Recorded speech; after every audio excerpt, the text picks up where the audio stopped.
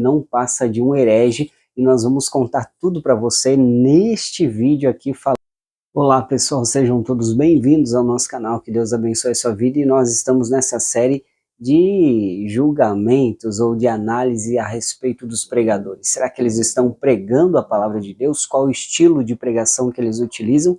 E tudo isso você vai saber neste vídeo. Hoje nós vamos falar sobre ele, aquele que é amado por um, odiado por outros. Para alguns ele é um dos melhores pregadores dessa nação, para outros ele não passa de um herege, e nós vamos contar tudo para você neste vídeo aqui falando a respeito dele, pastor Marco Feliciano. Para quem nasceu a partir dos anos de 2000, eu digo nasceu no evangelho, na religião, no cristianismo, ou seja, como você queira aí identificar a sua conversão ou a sua proximidade com o evangelho de Cristo, você certamente em algum momento já ouviu falar a respeito dele. Pastor Marco Feliciano é, como eu disse, amado por uns, odiado por outros, um pastor polêmico que agora na política se tornou mais polêmico ainda, mas de fato que nós devemos aqui apresentar é o estilo de pregação dele. Ele tem sim um estilo marcante que revolucionou o cenário principalmente pentecostal, com a sua forma de pregar, com o seu estilo de pregação, a sua metodologia de pregação, que veio ali se diferenciando de todos aqueles que lá atrás estavam pregando, como o pastor Napoleão Falcão, e enfim, outros pastores mais antigos, aí, pastor Gesiel Gomes, e outros que já pregavam, que já estavam há tempo aí caminhando no evangelho, no meio da pregação desses pastores itinerantes. O pastor Marco Feliciano foi sim de fato um divisor de águas. Foi a partir dele que nasceu ali, explodiu uma grande geração de pregadores pentecostais com um estilo diferenciado de pregação, muitos se espelhando neles, alguns amando a ele, outros já odiando pelo seu estilo de pregação, e os teólogos, a maioria ali critica, tem vários pontos polêmicos de sua vida, vários pontos polêmicos que ele trouxe ali durante as suas pregações. Isso tudo nós vamos falar aqui neste vídeo para que nós possamos ficar por dentro e entender, será que ele prega a Bíblia de verdade ou será que ele é um dos hereges desta nação? Mas para isso fica aqui conosco até o final. Não se esqueça de curtir este vídeo, compartilhar, deixe o seu like. Se você não é inscrito em nosso canal, está perdendo tempo, se inscreva já. Nós temos sempre aqui um conteúdo cristão voltado para a palavra de Deus. Aqui neste quadro nós estamos analisando a estrutura da mensagem, a forma, a metodologia que os pregadores utilizam, mas nós temos outros vídeos voltados para inúmeros assuntos aqui no nosso canal. Então se inscreve aí, participa aí dos comentários, coloca aqui aquilo que você gostou nesse vídeo, dá dicas também de vídeos que a gente poderia gravar ou pode estar gravando aqui, para que você possa cada vez mais interagir conosco. E aqui eu quero já iniciar falando, que eu sempre falo nos vídeos, que nós não estamos aqui analisando o chamado desses pastores, não estamos aqui de forma alguma julgando se são ou não homens e mulheres de Deus, enfim, nós estamos apenas analisando o estilo de mensagem, a estrutura da pregação desses homens e falando de pastor Marco Feliciano. Olha, nós não poderíamos começar de outra forma que não fosse da sua oração. Quem nunca ouviu esta oração? Palavra, abre a porta do céu sobre esta igreja agora e manda do céu para a terra uma comitiva angelical. Eu quero anjos de fogo descendo sobre esta igreja, que eles comecem a esparramar brasas tiradas do seu altar, e onde houver um crente batizado com o Espírito Santo, renova ele agora!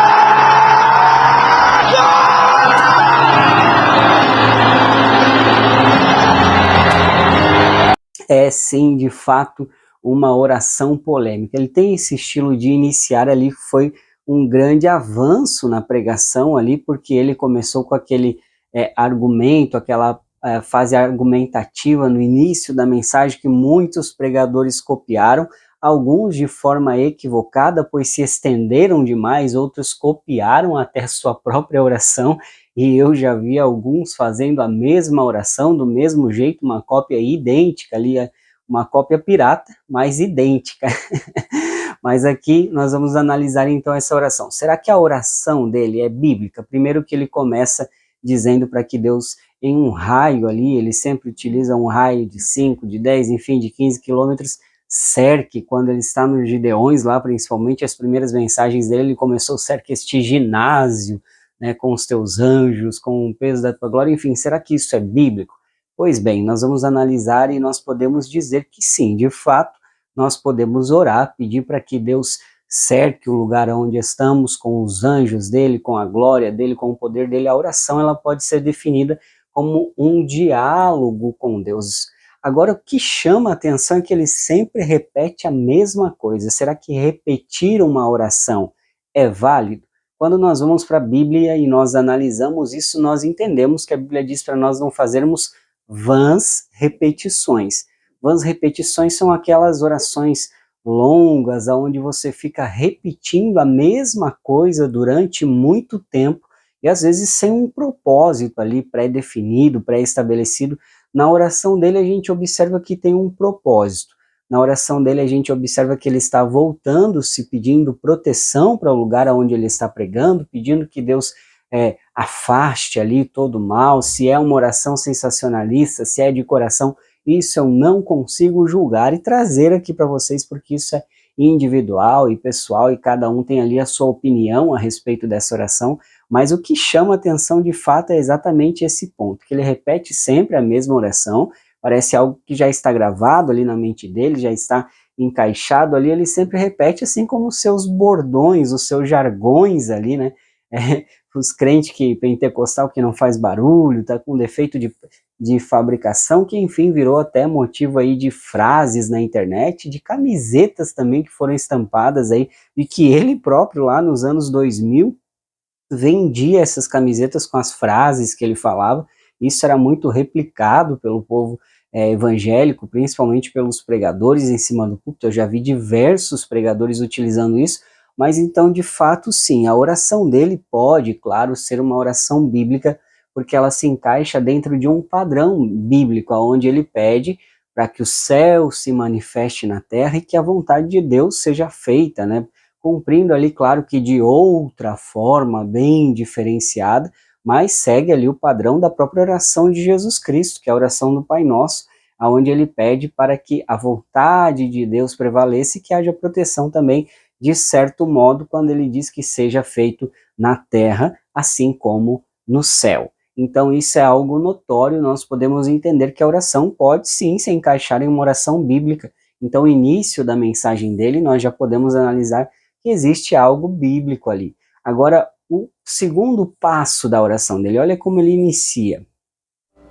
Já tentaram tomar o prato de comida da mesa da minha família? E isso, pastores. Eu contei aqui um ano, que numa época de muita luta, eu me desesperei e cometi um pecado. Eu tentei me matar. Não tenho vergonha de falar. Eu, pastor, que já tinha pregado no mundo inteiro, me vi dentro de uma situação que eu não tinha saída. Vi minhas filhas pequenas, falei, vão passar fome. Passei uma noite orando no monte, levei todas elas. Eu colocava a testinha das crianças no barro. Quando eu vi o que eu estava fazendo, falei, Deus, eu fiquei louco. Pedi desculpa, minha esposa, levei elas para casa. Elas dormiram e eu virei na cama a noite toda. Acordei de manhã, fui no banco, fiz um seguro de vida muito alto. Participei do almoço com a minha família. Despedi.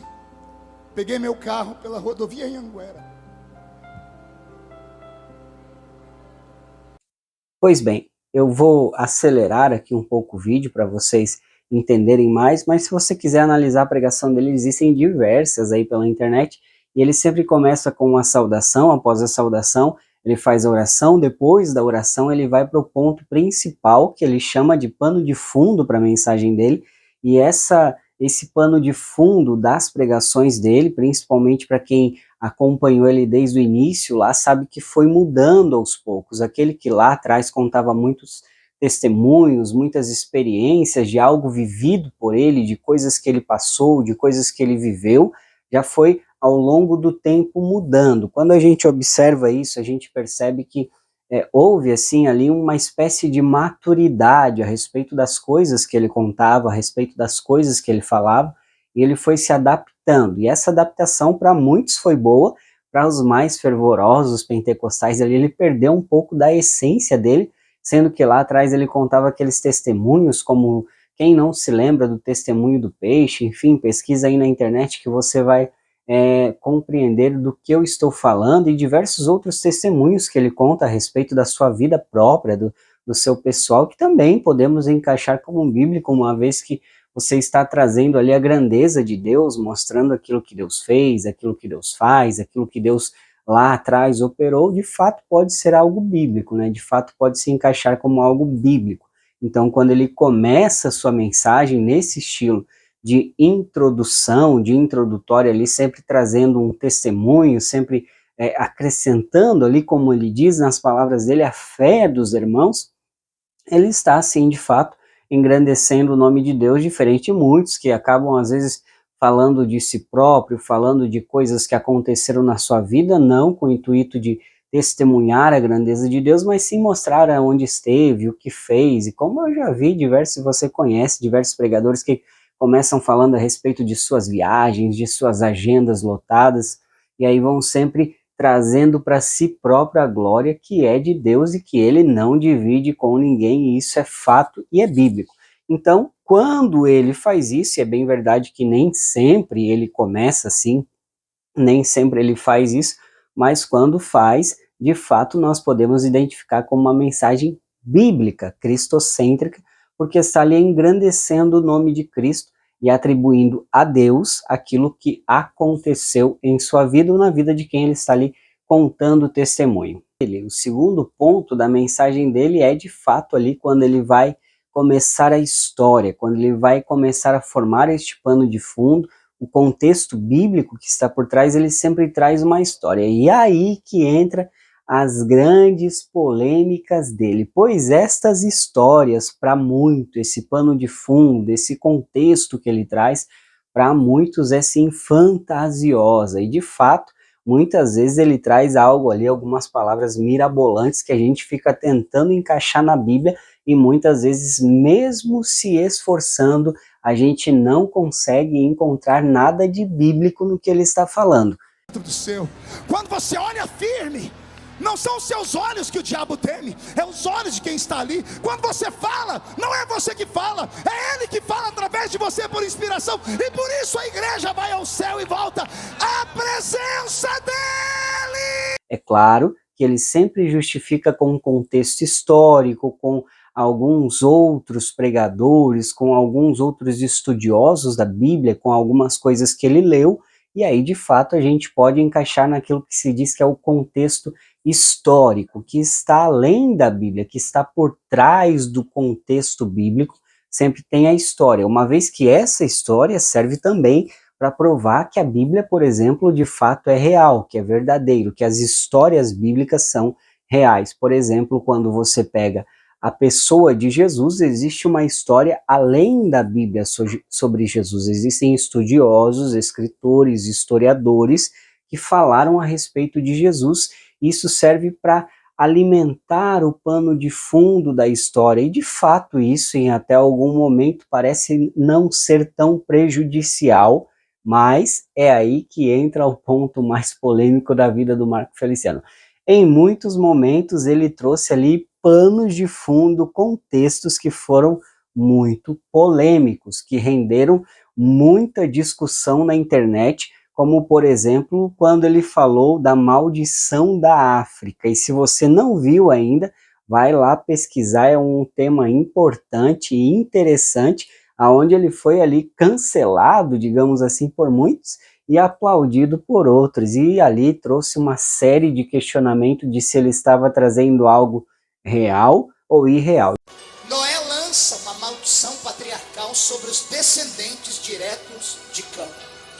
Ao citar isso, porque era uma pergunta teológica, eu disse que da linhagem dos 3 filhos de Noé vieram a raça humana toda. Da linhagem de Cão vem Canaã, Hut, Misraim e Cuxi. Esses 4 filhos deram origem ao continente africano. Qual continente? Aí eu postei que o continente africano existe hoje sob a maldição patriarcal lançada pela boca de Noé.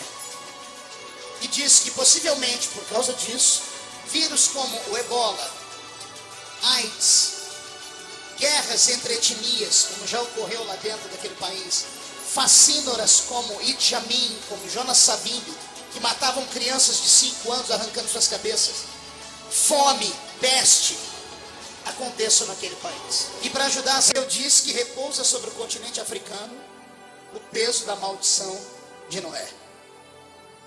Esquecem que no continente africano não tem só negros, tem brancos. Na África do Sul quase toda é branca. Usam isso e usaram isso na internet, porque houve um deputado aqui do Rio de Janeiro que se declarou essa semana contra algumas pessoas do segmento do movimento negro e uniram a minha imagem a deles. Em repúdio, eu mandei uma carta a todo mundo e quero contar com a oração do povo carioca. Porque a maldição partiu do rio e é aqui que nós vamos curar ela. Deus fez macho e fêmea. Deus fez homem e mulher. Família, para ser família, precisa de um pai, uma mãe e ambos geram seus filhos. É preciso que haja coerência. Não sou homofóbico. Não sou contra o homossexual. Sou contra as suas práticas. Sou contra as suas promiscuidades. Eu não quero que as minhas filhas saiam na rua e vejam 2 homens barbados com a perna rapada beijando a boca um do outro. Querem beijar? Beijem dentro das suas casas. Querem fazer suas porcarias? Façam dentro dos seus quartos. A família brasileira tem que ser respeitada. Se a igreja diz amém para isso, uma salva de palmas e um grito de glória a Deus, por favor. Nós poderíamos trazer sobre isso em outro vídeo aqui também, mas não é o tema, não é o assunto entrarmos nessa discussão, apenas falarmos que por este motivo, por este pano de fundo, por essa história que ele traz ao longo de suas mensagens, ele foi muitas vezes aplaudido e também criticado. Ele mesmo já falou em algumas de suas mensagens que ele não passa de um contador de história, no sentido de que pregar a palavra é sim trazer o contexto histórico bíblico, é demonstrar, descrever a história do personagem, a história bíblica por trás daquilo, e de fato em partes ele está certo, porque pregar a Bíblia é sim falar aquilo que ela está falando, não é inventar. Porém, quando ele traz esses contextos de fora da Bíblia, aí torna-se algo perigoso, pois é uma linha muito tênue entre a verdade do Evangelho e a falácia dos homens. Depois de contar estas histórias, sejam elas verdadeiras ou não, reais ou não, e nós não estamos aqui para julgar isso, apenas para falar do estilo da mensagem, ele começa contando algo mais estratégico. Ele vai montando, afunilando este pano de fundo para começar a aplicação da sua mensagem. O que faz dele alguém que toma desde o início já a atenção do povo é exatamente isso, porque as mensagens dele são muito bem elaboradas, embora muitas vezes você vai ver ele repetindo a mesma sequência de pano de fundo, principalmente se você já escutou ele por diversas vezes. Eu acabei vendo para gravar esse vídeo inúmeros vídeos dele ali de pregações, e eu acabei entendendo isso, que por muitas vezes eu já vi, claro, vídeos mais antigos dele que também se repete isso, onde ele por muitas vezes traz a mesma história, mas uma aplicação diferente. Se errado ou não, ele está trazendo a mesma história bíblica, porém a aplicação diferente por estar em um local diferente, pessoas diferentes, e quem sabe ter sim ali, por que não, uma revelação divina diferente para aqueles que amam ele, para aqueles que odeiam ele. De fato é inegável que ele é um bom orador, que aquilo, com a forma que ele fala, que ele se porta, que ele conduz a mensagem, é uma forma que prende as pessoas. Quando você começa a escutar, você tem o desejo de ver o desenrolar da história, porque é algo muito interessante, é algo muito fantástico a forma com que ele se porta diante do púlpito, e a oratória dele é muito boa, ele se faz muito bem entendível, as pessoas conseguem compreender a mensagem dele, conseguem compreender o que ele está querendo passar de forma muito clara, porque ele consegue prender, chamar a atenção das pessoas. Então, diferente de outros pregadores que nós já trouxemos aqui, que às vezes no início da mensagem trazem algo de conhecimento, um contexto muito longo e acaba às vezes até prejudicando o início da mensagem, fazendo com que a igreja se disperse, se torne longe, distante da mensagem, ele faz o oposto, ele vai prendendo as pessoas desde o início da mensagem, fazendo com que as pessoas queiram ouvir e ver o desenrolar da mensagem. Isso é muito legal, muito interessante. Olha só, este ponto central aqui, ele começa a mudar. Estamos nos perdendo e com isso perdemos uma geração inteira. Uma geração inteira. Eu tentei falar com o meu jeito de ser, matuto da roça. Me chamaram de rebelde por um tempo. Não entenderam, diz, não sou rebelde, eu quero que o menino olhe para mim e veja que essa porcaria no meu braço, essa pulseira, não atrapalha Deus de me usar. Era isso que eu queria que eles entendessem. Eu tentei explicar para eles que a unção não está na gravata, porque a gravata não prega. Tentei explicar que não era o paletó, mas ninguém me entendeu. Observou? Que é exatamente aqui, na hora que ele vai aplicando a mensagem, que ele vai interagindo mais com a igreja, que ele vai interagindo mais com o povo. E esse fato, essa interação faz com que as pessoas não tirem o foco, não percam o foco da mensagem, vai fazendo com que ele se torne sim um grande orador, ou seja, no sentido de ter uma boa oratória, uma boa introdução, um bom desenvolvimento da mensagem, e depois nós vamos ver a finalização dele, se dá de forma diferente ou igual aos demais pregadores. Mas o desenvolvimento da mensagem, nós já vimos aqui que a introdução dele passa por um período ali de apresentação pessoal, depois uma oração que vai desenrolando, né, desenvolvendo ali, depois ele vai contando a história, encaixando até se afunilar, e o desenvolvimento da mensagem, que é esse ponto onde ele começa a aplicar, também chama muito a atenção das pessoas, porque a forma com que ele aplica sempre traz algo novo, e é esse novo que a igreja gosta de ouvir, querendo você ou não, é algo novo. A igreja não gosta de ver coisas repetitivas, a igreja não gosta de ver aqueles pregadores que sempre desenrolam e aplicam a mensagem da mesma forma, falando as mesmas coisas, embora os jargões dele ali sejam sempre os mesmos utilizados, a forma de aplicação dele eu acho fantástico, porque ele consegue sempre se aperfeiçoar e moldar a igreja. Então, por isso que eu gosto muito da oratória dele. Não estou dizendo da mensagem, não estou dizendo aqui que ele é ou não um herege, não estou aqui dizendo que ele é ou não um pregador, um grande pregador, estou apenas analisando a forma com que ele se porta em cima do púlpito. Isso é notável e é inegável, embora eu não gosto muito do estilo de pregação dele, já sou bem sincero aqui em falar, já gostei muito mais, mas é inegável que ele se porta muito bem em cima do púlpito e ele sabe atrair a atenção de quem está escutando, fazendo com que a mensagem seja uma mensagem boa de ouvir. Se nós não voltarmos a mantermos um nível de intimidade com ele, nossa vida vai acabar perdendo sentido, vamos terminar como termina quase todo mundo, ou fora da igreja. E é aí que começa o ponto de aplicação, essa pré-finalização que começa a entrar em atrito com aquilo que eu acredito que deveria ser uma mensagem. Quando começa essa parte de aplicação, ele poderia muito bem desenvolver a mensagem e trazer ela de uma forma plausível para a igreja. Porém, ele vai para a mesma linha pentecostal, que é de fato o que marcou o ministério dele, isso é inegável, o que traz ali a essência dele, ele não mudou, e isso é fato. Desde o início ali, quem acompanhou ele parece ser, embora desenvolveu ali técnicas diferentes de falar, de oratória, mas parece ser a mesma pessoa. Se você olha, você identifica ele, melhorou muito a oratória. Tem esse vídeo, por exemplo, aqui que é muito antigo dele, olha a forma com que ele falava. E nesta noite comece a buscar o nome do Senhor. Comece a invocar o Senhor Deus. Ele vai te visitar. Deus me manda persistir. Ele está aqui e quer te fazer uma bênção. E quer te dar uma bênção. Busque o Senhor. Ele te conhece. Ele conhece o teu coração. E está vasculhando nesta noite. Então, era totalmente diferente, né? Era totalmente aversa a que ele fala hoje, pois hoje ele sim, de fato, tem ali muito mais, de forma muito mais polida, muito mais objetiva, muito mais clara e fácil de compreender também. Então, quando a gente olha para ele hoje, a gente entende algo diferente, a gente vê algo bem diferente lá do início, embora o estilo dele ainda é o mesmo, a forma de se portar, a forma de conduzir a mensagem ainda é a mesma, embora ele aperfeiçoou-se naquilo que ele faz, né, e aperfeiçoou-se muito bem.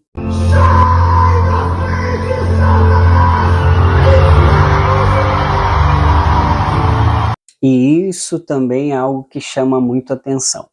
Quando ele está desenvolvendo, desenrolando, caminhando para o final, ele começa essas fases de gritaria, que vai sim envolvendo a igreja, mas que como orador não me chama muito atenção. Eu acredito que ele poderia desenvolver a mensagem de outra forma, mas estamos falando de um pregador pentecostal, e isso é muito marcante no ministério dos pregadores pentecostais, embora eu não concorde, embora eu não compactuo com isso, mas eu acho que tem a ver com a essência ali desses pregadores, tem a ver com a aptidão, com o desenvolvimento daquilo que eles ouviram outros pregadores fazendo, e eles vão replicando em cima dos púlpitos ali, fazendo com que isso se torne um estilo de pregação. E isso tem em todas as igrejas. Quando você vai, por exemplo, em outras igrejas, você vê que parece que todos os liderados seguem o mesmo estilo de seus líderes, ou seja, é ali quase que um mecanismo utilizado por aquele grupo de pessoas para pregar a palavra de Deus. Se certo ou errado, não sei. Biblicamente não temos nada plausível para falar a respeito disso. Que podemos falar biblicamente é que toda vez que você foge do contexto bíblico, você está equivocado e perdeu o foco de sua mensagem. Agora vamos para a parte talvez mais importante de um pregador, para o ponto central talvez de um ministério, que é a finalização da mensagem. Será que ele sabe finalizar uma mensagem? Isso é o que mais me chocava na mensagem dele, porque muitas vezes você estava esperando uma finalização boa, porque o que você ouviu até agora foi bom, e ele corta a mensagem. Ali parece que ele sempre tem algo a mais para trazer, mas isso em todas, ele tendo tempo de pregação ou não, ele nunca finaliza de forma apropriada a mensagem. Quem já esteve lá sabe que no final vira uma espécie de showzinho particular, onde ele vai fugir completamente da mensagem, completamente do propósito do texto, para se voltar e trazer ali uma espécie de encerramento fantástico, algo que ele quer chamar mais para atenção própria, e isso é inegável. Então, diante de tudo isso, a gente vê que apenas a finalização da mensagem é algo que incomoda mais as pessoas ali. Talvez a finalização da mensagem, a forma com que ele se porta no final, atrapalhe mais ainda do que aquilo que muitos dizem que durante a mensagem não passa de heresia, porque isso tudo tem um contexto, e ele acaba ali encaixando na mensagem, mas quando ele vai fazer a finalização, isso de fato deixa a desejar, porque ele acaba fugindo totalmente do contexto bíblico. Quando você sai fora do contexto bíblico, automaticamente você abandonou a mensagem. Então toda aquela atratividade do início, do desenvolver, a história, a oração, o contexto, o testemunho, a ministração, acaba se perdendo no final, embora a gente sabe que trata-se também de um contexto, né? O contexto pentecostal é de fato assim, é a forma deles encerrarem a mensagem, e não é à toa que ele é muito bem sucedido no meio aonde ele prega. As pessoas gostam muito de ouvir a mensagem dele, mas se eu fosse analisar como um contexto, é alguém que desenvolve a mensagem bem, introdução perfeita, desenvolvimento fantástico, mas a finalização acaba deixando a desejar.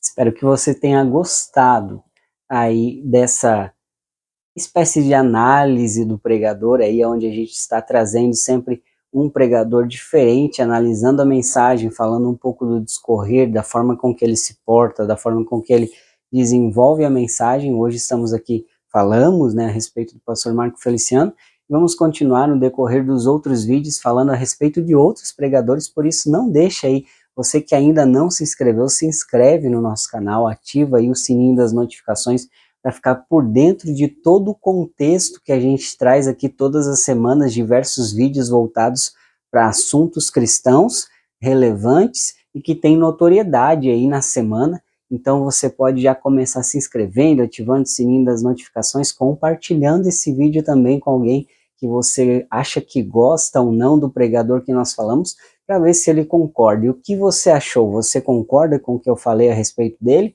Você discorda completamente? Coloca aí nos comentários o que você acha e que Deus abençoe a sua vida grandemente.